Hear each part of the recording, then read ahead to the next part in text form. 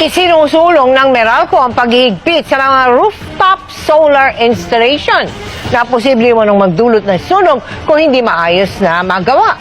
Kahit naman ng isang grupo, karapatan ng consumer ang maghanap ng alternatibo ngayong mahal ang kuryente.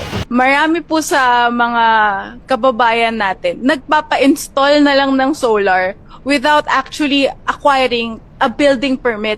Kasi na-raise na rin to with DPWH. Bakit nila nire-require ang building permits? It's because yung solar is ipapatong sa taas na bubong. And then they would have to consider the structural integrity of these are homes. People actually live here. So if something happens, babagsak. So that's why it's required for them to apply first for a building permit before they apply for a net metering application. Ang sinasabi lang namin, Lawrence, ito, maraming mga bahay, establishmento na nais magtayo ng solar. We acknowledge that and we support that. Pero gawin po natin tama kasi marami namang mga nag-i-install na may kakayahan na mag-install. Ang kailangan lang is safe.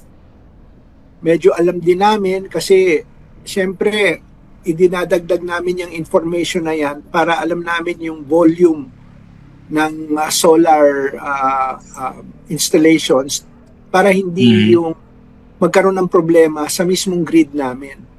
Kasi pag hindi namin alam kung ano itong mga installations na to, posible na may nagtatrabaho tayong lineman doon sa lugar, naka-solar yung isang bahay, baka maapektuhan yung mga lineman namin sa pamamagitan ng aksidente. Naka-on pala. Hindi lang sa Meralco, no? Kung hindi sa buong bansa. So, kailangan, more or less, merong knowledge yung utility, yung distribution utility at yung electric co-op, na yung pala kunyaring bahay kung saan malapit sila nagtatrabaho, may solar para hindi sila ma-compromise in terms of their safety. Yun lang naman, it's really a safety issue. Kakampi namin ang lahat ng mga nais magtayo ng solar panels sa kanilang mga bahay at mga establishmento.